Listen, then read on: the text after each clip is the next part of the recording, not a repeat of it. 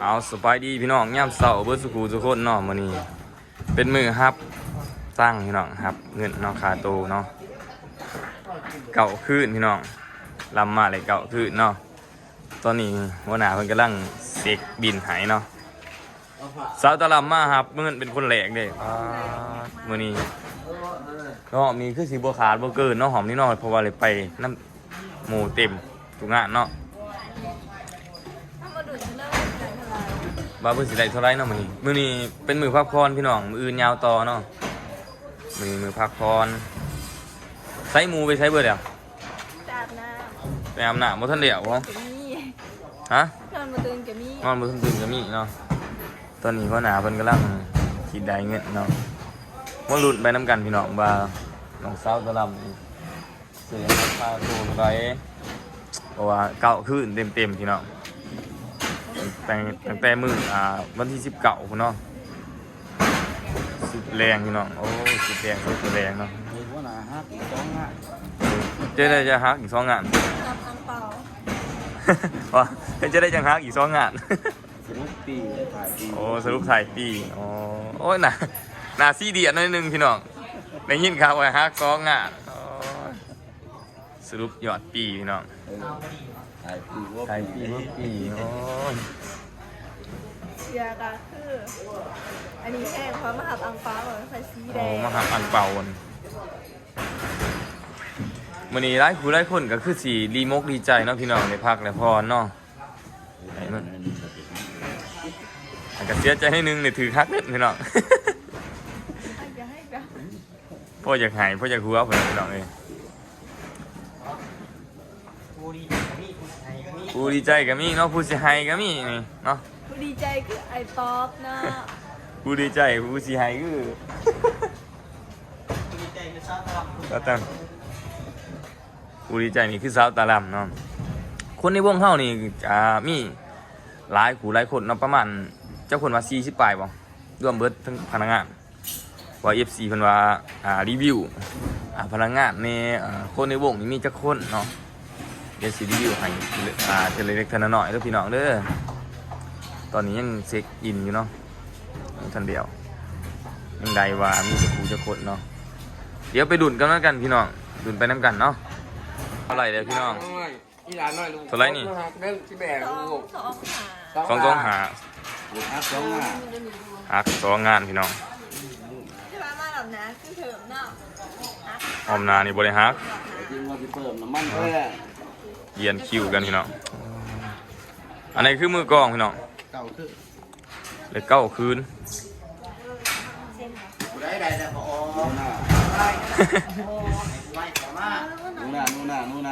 หนูนางูนาอยู่ตรงนี้มึงนูหน่อยเลยนูนามันกากินบิ่งกินจนบ่เบิดโอ้2คนวะนี่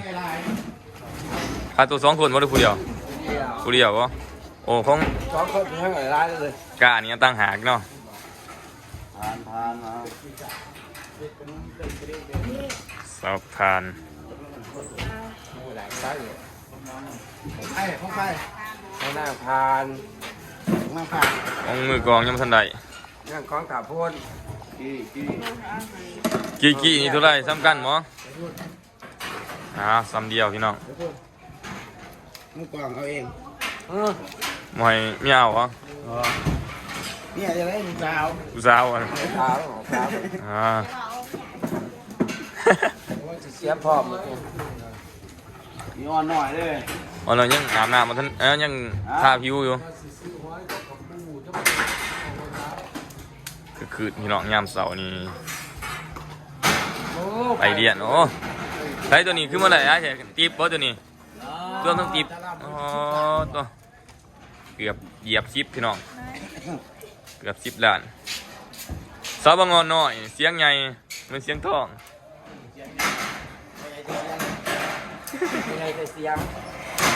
นี่คือสาวบางงอนน้อยเสียงใหญ่มาหับค่าตัวมารับค่าตัว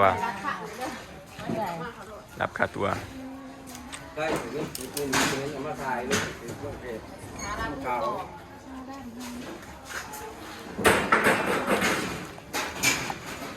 โอ้บริแต่งหนามันนี่ฝ้าวแห้งเนาะ เสือ อ๋ ไม้ อ นะ ตัวเสือใหม่ โอ้เน่าปะ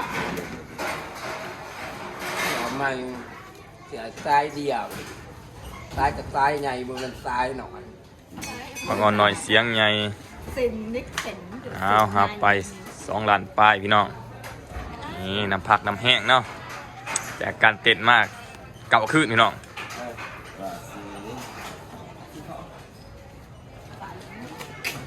ฝ่าไซส์เดี๋ยวนี้ครั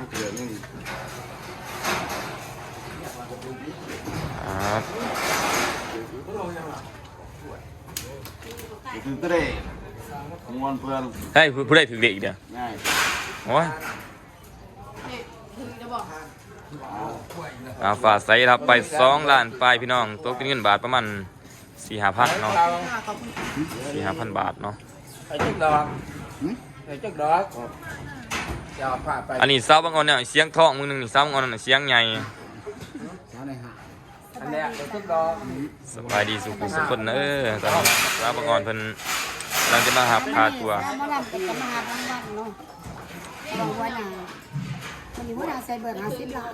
น้ำผักน้ำแห้ง มันจะอยู่ว่าเหมือนว่าคนนี้จะซื้ออย่าง คนไปซื้อกับ ขอบใจว่าหนาสิเบิร์50 ล้าน ใจลงหนาบ่ เป็นมาจำไว้ ทำไมลงหนา สิบ่ได้ไป เรียนสู่สลายพี่น้องถามเงินค่าตัว ดีแล้ววันนี้เดี๋ยวอยู่ร่วมกัน คือสิหลายมือเนี่ยพักมือหนึงเนาะมืออื่นคือสิได้เห็นหน้าเห็นตาคือเก่าพี่น้อง ได้หรอวะ จากน้องสาว ได้หรอวะ ของนั่งหางเครื่องอ๋ออะไรนี้อีกอ๋อ ไปตอน ได้แล้วกันนี้ นี่ได้ เอาเตาโอ้พวกนี้เตานี่อะไรหลายพี่น้อง20 ล้านวะเข้าขึ้น20 ล้านโอ้ ว่าได้แบ่งเมียหน่อยนะแม่ เอาไว้ ทำไมมา โอ้เอากระตูมานี่โอ้เรียบร้อย 50 ล้านว่าหนาเพิ่นมาจำอ๋อตู้50 ล้านพี่น้องเอ้ย สบายดีเด้อขอบใจว่าหนา ค่าตัวด่วนๆเลย ค่าตัว50 ล้านเนาะ ค่าตัวด่วน เพิ่นว่าบ่ให้ไปอยู่วงอื่นมาจำไว้50 ล้านก็เขาก็เป็นว่าหนาเองเด้อ ๆสาวบางอ่อนหน่อยเสียง เงิน ก็ เป้เงินจนมาเป็นไข่พี่น้องอ่ะเป้ ตายเงินหลาย อ่ะขอบใจหลายๆหัวหน้า ได้เดี๋ยวมื่อยอมนี้เท้าอยู่วะนี่ เท้าขานางเบิงโอ้เพิ่นมาเบิงท้ามือได้ก็ว่าบ่ได้จีบพี่น้องจีบปอด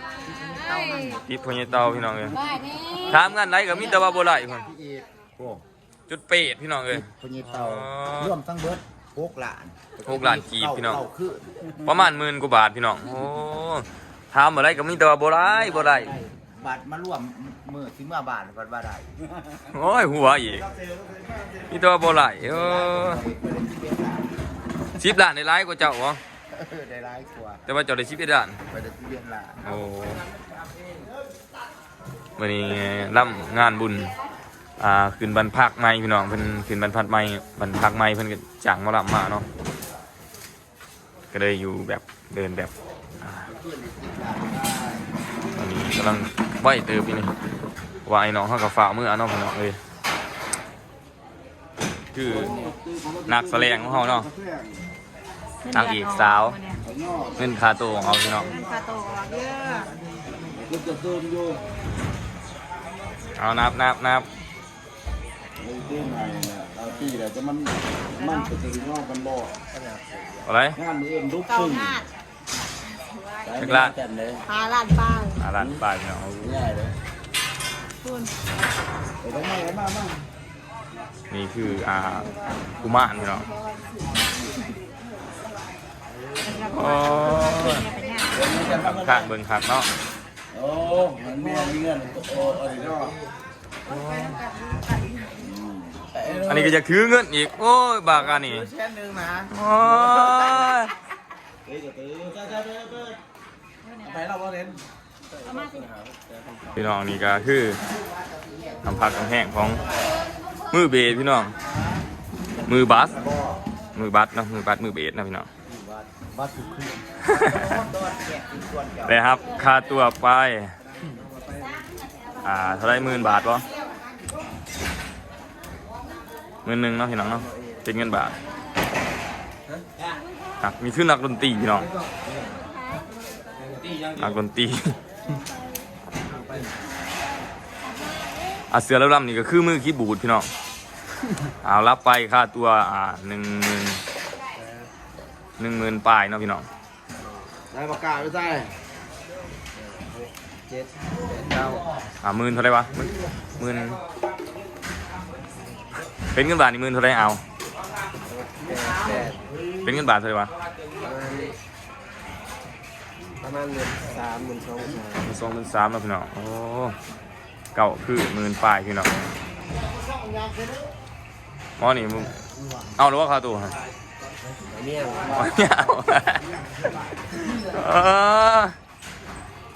โอ้ตัวอีกนี่ก็10,000 ปลายพี่น้องเอาเองเนาะนี่เนาะ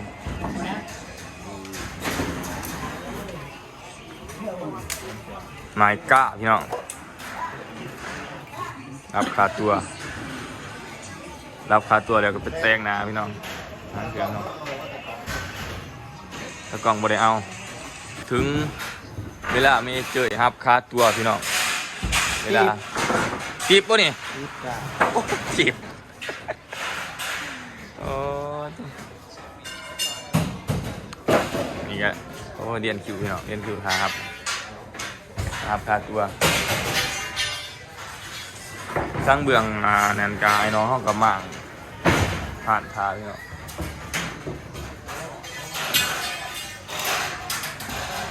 ล่ำอยู่บ้านพักพี่น้องเป็นบ้านพักใหม่อยู่ที่บ้านกัวเซ็ตเมืองเรางามวันนี้ก็ถือว่าเด็กด้วนเนี่ยพี่น้องเปล่าเมื่อเนาะพี่น้องสำหรับเราลูกเองกันไร10,000 บาทเดือนเนาะเก่าคือ10,000 บาทเนาะสมควรเลยนะพี่น้องตาตัวเนาะขอบใจ FC เด้อที่มาจากงานขอบคุณงานของเฮาแทงคำในขมวนเนาะไป10,000 บาทพี่น้องเอาสิปลายงานพี่น้องจบงานเนาะจบฤดูกาลปูเลี้ยงคิวขาหาเงินกันนอนรับพี่น้องโอ้ถาคิวจะนอนรับเดี๋ยวจะให้ไปเบิ่งวิธีรับค่าตัวเดียวแล้วพี่น้องอยู่ข้างในพิเศษมันนี่พี่น้องมันได้อยู่บนดีเนาะแต่ว่าแหลนนิดนึงสาวบ่คำก็ต้องแต่งหน้าแต่งตามาขอนกันอยู่เจเนาะเพิ่นม่วนเพิ่นมื้อนี้ได้นอนบนดีแน่บ่นี่มาแก้มเขามึงได้นี่คือหนุ่มนอนดีพี่น้องนอนไม่ทันตื่นเนาะสาวนอนดีแต่ได้คนนี่ก็แอบแหล้วเนาะสิได้มื้อหวานมื้อซองเนาะสิได้มื้อเนาะดีใจนะได้กลับบ้านเดี๋ยวมื้ออื่นก็ขึ้นมาคือเก่าพี่น้องมื้ออื่นพ่อมันได้อยู่ปากซ่อนเนาะซ่อนสนาสมบูรณ์อีกปากซ่อนโอ้ยบ่งาน FC ก็บ่ถือน้องสาวตาดำมันตื่นเต้นนะเนื่องจากนะครับคาโตหลายเติบเนาะบางคนก็ยังไปรออยู่พี่น้องไปดินตาดสำหรับมือกองเองนี่ไปบ่ทันพี่น้องอาบน้ำบ่ทันน้ำโมเขาไปก่อนเนาะโอ้กำลังตื่นเนาะอ๋อดูสาวหลาพี่น้องอ๋อต้องความสุขของเขาคือการนอนนะพี่น้องเลยความสุขของเขานี่รับค่าตัว3 โมงพี่น้องเขาจะไปรับค่าตัวเหลือแต่เป็นผู้เดียวได้เขาเรียกว่าเดี๋ยวยังพนักงานเขาเนาะยังไม่ได้เอาเพราะว่ายัง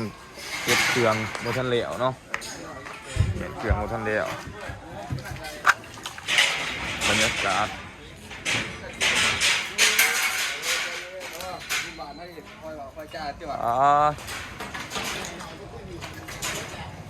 นี่คือวิวทัศน์พี่น้องนี่คือนี่เดินน้อยได้พี่น้องเลยเขามาFC มาเบิ่งรีเต็มเลยนี่นี่คือสถานที่เนาะบ้านขัวเสียดเดินเจาะนี่พี่น้องเลยเครื่องกันยังใหญ่อยู่คือสิเมื่อภายในไม่ไหวนี่พี่น้องเลยประมาณอีก2 ชั่วโมงเนาะคือสิได้สมบูรณ์เนาะคือสิได้ขึ้นรถกลับบ้านเนาะพี่น้องหลังจากเอาขาตัวเนาะก็สิได้เดินทางกลับบ้านพี่น้อง1 วันเนาะกำลังสิเดินทางเก็บเครื่องเก็บของเรียบร้อยเนาะจะดื่มเนาะพี่น้องเนาะจะดื่ม